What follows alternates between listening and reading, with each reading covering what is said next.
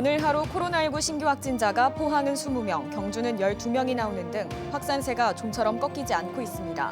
휴가를 마친 직장인들이 업무 복귀 전 PCR 검사를 받도록 철강공단 인근 오천읍에 임시 선별진료소가 마련됐습니다. SK바이오사이언스가 국내 첫 코로나19 백신 임상 3상에 들어가 국산 백신 탄생에 기대를 모으고 있습니다. 여러분 안녕하십니까? 포항 MBC 뉴스입니다. 포항의 일일 코로나19 확진자 수가 20명대에 진입했습니다. 이번에는 포스코를 비롯한 지역 기업체에서 10명이 넘는 확진자가 무더기로 발생해 방역당국에 비상이 걸렸습니다. 경주에서도 12명이 추가로 확진되는 등 감염 확산세가 좀처럼 꺾이지 않고 있습니다. 장미쁨 기자입니다. 포스코 등 철강공단에서 이틀 사이 13명의 확진자가 나와 포항시에 비상이 걸렸습니다.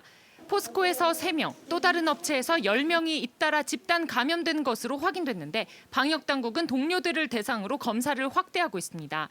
또한 포항시 북구의 기업체 근로자 1명도 확진 판정을 받았습니다. 이렇게 새로운 감염원이 잇따라 발생하면서 포항시는 오천읍과 철강공단에 임시 선별진료소를 설치해 진단검사를 실시합니다. 최근 특정 지역에서 확진자가 지속적으로 나오고 있어 임시 선별진료소를 운영하고 있으니 직장에 휴가 복귀 전이나 타 지역을 방문하셨다면 꼭 PCR 검사를 해주시기 부탁드립니다. 방역당국은 확진자 다수가 무증상인데다 N차 감염자가 많아 최초 감염원을 찾는 데 어려움을 겪고 있습니다.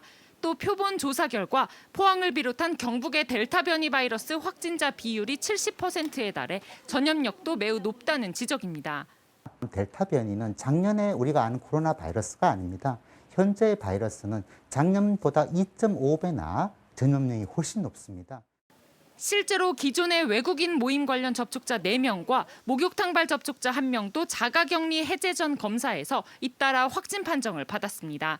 여름 체육 캠프에 참가한 초등생 1명도 추가 조사 결과 확진돼 확진자가 5명으로 늘었습니다. 한편 경주에서도 초등생 1명과 여중생 2명이 확진 판정을 받는 등 이달 들어 불과 열흘 사이 90명의 확진자가 발생했습니다. MBC 뉴스 장미쁨입니다. 울진에서도 오늘 코로나19 확진자가 1명 발생했습니다. 울진군에 따르면 26번째 확진자 A씨는 울산에서 확진된 가족과 접촉한 뒤 오늘 검사 결과 확진됐습니다. 울진군은 A씨에 대한 역학조사를 진행하고 있습니다. SK바이오사이언스가 개발하고 있는 국내 첫 코로나19 백신이 임상 3상에 돌입합니다. 내년 상반기 상용화를 목표로 하고 있는데 국산 첫 백신 탄생에 대한 기대가 커지고 있습니다. 김건엽 기자입니다. 식약처는 SK바이오사이언스가 개발하고 있는 코로나19 백신 후보 물질 GBP510의 임상 3상 시험 계획을 승인했다고 밝혔습니다. 식약처는 임상 2상이 아직 진행 중이지만 앞선 1상에서 안전성과 면역 원성을 충분히 보여 3상 진입 가능성을 보였다고 설명했습니다. 전체 시험 대상자는 3,990명, 시험 백신은 3,000명, 대조 백신은 990명에게 0.5ml씩 4주 간격으로 2회 접종해 안전성과 면역 원성을 평가하며 국내와 동남아시아, 동유럽 등에서 동시에 진행될 예정입니다.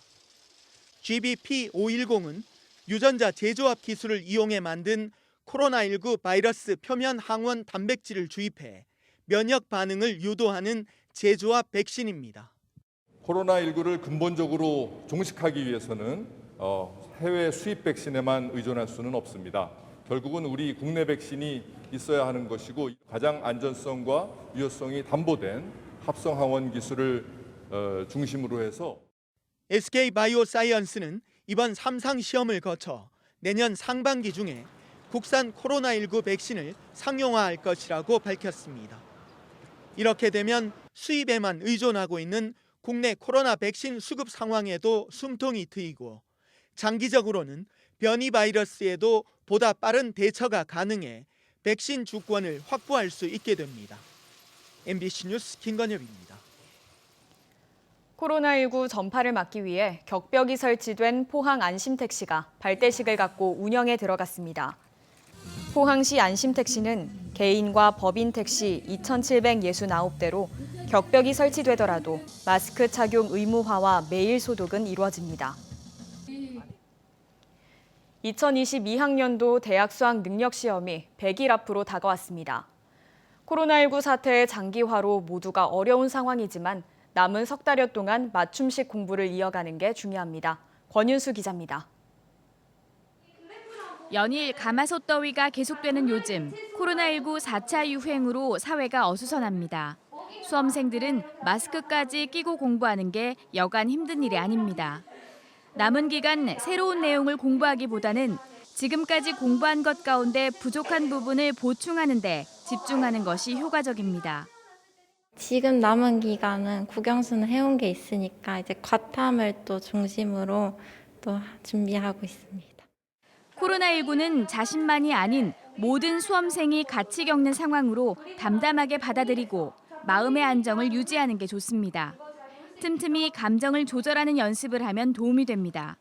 건강관리, 아프지 않게 수능까지 끝까지 갈 수 있도록 페이스 조절하는 거 중요하다고 생각합니다. 올해 수능 시험이 개편되면서 선택 과목별로 유리할 수도 불리할 수도 있는데 너무 신경 쓰지 말고 자신이 선택한 과목에 집중하는 게 효과적입니다. 지난 6월과 다음 달에 있을 9월 모의평가를 통해 출제 경향을 점검하고 기출문제를 많이 푸는 것도 도움이 됩니다. 상위권은 자주 틀리는 유형의 문제를 보완하는 데 초점을 두면서 소수의 고난이도 문항에 대한 대비를 철저히 하고 중하위권은 부족한 개념을 보충하는 데 최선을 다해야 될 것으로 보입니다. 이제부터 컨디션 조절도 아주 중요합니다. 밤 늦게까지 공부에 매달리기보다는 적절한 수면 시간을 확보하고 규칙적인 생활이 몸에 배도록 해야 합니다. 조급한 마음을 버리고 긍정적인 사고로 건강을 관리하는 것이 최선의 수능 대비 방법입니다. MBC 뉴스 권윤수입니다. 경북도 내 전체 학교는 2학기부터 전면 등교가 가능할 것으로 보입니다. 경북교육청이 마련한 2학기 학사 운영 방안에 따르면 거리두기 3단계까지는 전면 등교가 가능합니다.